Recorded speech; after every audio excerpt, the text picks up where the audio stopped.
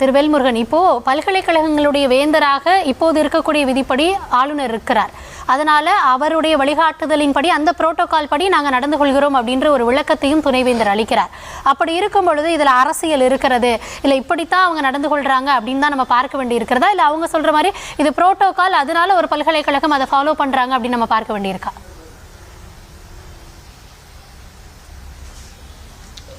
நான் இந்திய அரசியலமைப்பு சட்டம் என்பதும் இந்திய அரசனுடைய அறிவிப்பு என்பதும் இந்திய நாடு முழுக்க இருக்கிற அனைத்து மாநிலங்களுக்கும் ஒரே மாதிரியாக கடைபிடிக்கப்பட வேண்டும். இந்திய அரசியலமைப்பு சட்டம் தமிழ்நாட்டின் மரபு வழியாகவும் சரி, சட்ட ரீதியாகவும் சரி, தமிழ்நாட்டினுடைய அரசு விழாக்கள் இருந்து அனைத்து விழாக்களிலும் தமிழ்த்தாய் தான் இத்தனை ஆண்டுகால சுதந்திர இந்தியாவில் பாடப்பட்டு வருகின்ற ஒன்று.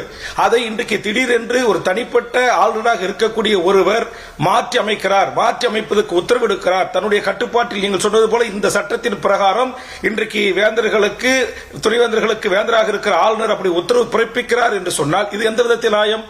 அப்ப ஒன்றிய அரசுடைய சுற்றறிக்கை ஏன் மேற்கு வங்கத்துக்கு பொருந்தாது? ஏன் ஒன்றிய அரசுடைய சுற்றறிக்கை பெரிதொரு மாநிலங்களுக்கு பொருந்துகிறது?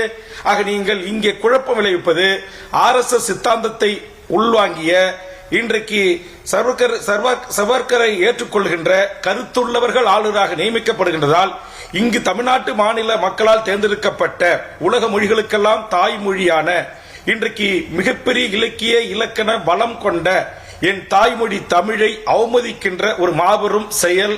இந்த செயலை ஒருபோதும் மானமுள்ள எந்த தமிழர்களும் அனுமதிக்க மாட்டார்கள். ஆக இப்படி அவர் நான் அனுமதிக்க மாட்டேன் என்று தமிழ்நாடு அரசின் கட்டுப்பாட்டில் இருக்கக்கூடிய ஒரு பல்கலைக்கழகத்தினுடைய துணைவேந்தர் வாயாலே அறிவிக்க செய்கிறார் என்று சொன்னால் அதை முதலமைச்சர் கண்டித்திருக்க வேண்டுமா அல்லவா? அல்லது கவர்னர் அவர்களை தொடர்பு கொண்டு ஒன்றிய அரசுடைய சுற்றறிக்கைக்கு மாறாக நீங்கள் நடந்து கொள்கிறீர்கள், இதை நாங்கள் ஏற்றுக்கொள்ள முடியாது என்று பேசியிருக்க வேண்டுமா வேண்டாமா? ஏன் பிஜேபியோடு தமிழ்நாட்டுடைய முதலமைச்சர் அவர்கள் மறைமுகமாக கைகோர்க்க விரும்புகிறாரா, இல்லது நேருக்கு நேராகவே இன்றைக்கு ஆளுநருடைய இந்த இது போன்ற செயல்களை அனுமதிப்பினூடாக இங்கு மறைமுகமாக அல்ல நேரடியாகவே பாரதிய ஜனதா ஆட்சியும் அவருடைய வழிகாட்டுதலோடு தான் நான் ஆட்சி நடத்துகிறேன் என்பதை தமிழ்நாட்டின் முதல்வர் ஜோசப் விசய் அவர்கள் ஏற்றுக்கொள்கிறாரா? இதற்கு என்ன அவரிடத்திலே பதில் இருக்கிறது? ஏற்கனவே ஒரு மாவட்டத்துக்கு பயணம் செய்கிறார். அந்த மாவட்டத்துக்கு பயணம் செய்கின்ற போது அங்க இருக்கிற மாவட்ட ஆட்சித்தலைவர், காவல்துறை உயரதிகாரிகளை அழைத்து ஆலோசனை செய்கிறார். உங்களுக்கு ஏதாவது பிரச்சனை என்று சொன்னால் என்னுடைய ஆளுநர் மாளிகைக்கு வந்து மனுதாருங்கள், நான் தீர்வை ஏற்படுத்தி தருகிறேன் என்று சொல்கிறார். இது எல்லாம் ஒரு தனி பேரல் அரசாங்கத்தை தமிழ்நாட்டில் நடத்துவதற்கு முற்படுகிறார். இது எப்படி மக்களால் தேர்ந்தெடுக்கப்பட்ட இதர கூட்டணி கட்சிகள் ஆதரவோடு ஒரு சிறுபான்மை அரசாக இன்றைக்கு பொறுப்பேற்றிருக்கிற இந்த நாட்டுடைய முதலமைச்சர் அரியணையில் அமர்ந்திருக்கிற நடிகர் விஜய் எப்படி அனுமதிக்கலாம்? இதை கண்டித்திருக்க வேண்டாமா? இதற்கு கடுமையான கண்டனத்தை பதிவு செய்திருக்க வேண்டாமா? இது தமிழ் மொழியினுடைய உணர்வை, என் தாய்மொழியினுடைய உணர்வை, என் தமிழ்நாட்டின் அரசியல் உரிமையை, என் தமிழ்நாடு மக்களால் தேர்ந்தெடுக்கப்பட்ட ஒரு அரசாங்கத்தின் இறையாண்மையை கேள்வி எழுப்புகிற நிகழ்வு அல்லவா?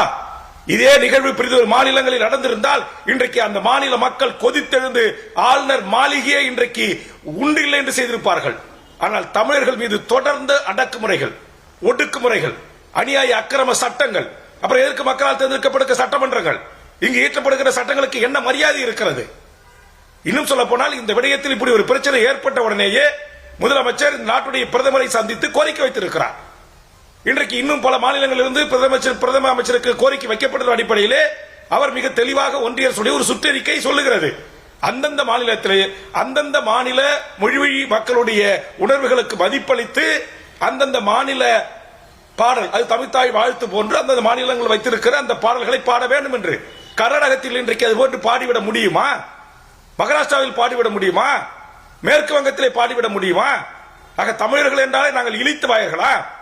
எங்களை எத்தனை ஆண்டு காலம் உங்கள் ஒன்றிய அரசுடைய அடிமை புத்திக்கின் கீழ் வாழக்கூடிய மக்களாக மாற்றுவீர்கள்? இது ஒரு காலத்திலும் ஏற்றுக்கொள்ள முடியாது. இன்றைக்கு உடனடியாக இதற்கு எதிராக தமிழ்நாட்டு முதலமைச்சர் அவர்கள் வாய் திறக்க வேண்டும். பத்திரிகையாளர்களை சந்திப்பதில்லை. இன்றைக்கு எந்த ஒரு பொது வெளியிலும் இது போன்ற நிகழ்ச்சிகளை குறித்து எந்த கருத்துக்களும் சொல்வதில்லை. ஏன் இந்த கள்ள மௌனம்? அப்ப இன்றைக்கு பிரதான எதிர்கட்சிகள் கூறுவது போல் இன்றைக்கு தமிழ்நாட்டை மறைமுகமாக RSS சித்தாந்தம் பாரதிய ஜனதா ஆண்டு கொண்டிருக்கிறதா? நன்றி சார், இந்த தருணத்தில் உங்களுடைய கருத்துக்களை பகிர்ந்து கொண்டமைக்கு நன்றி.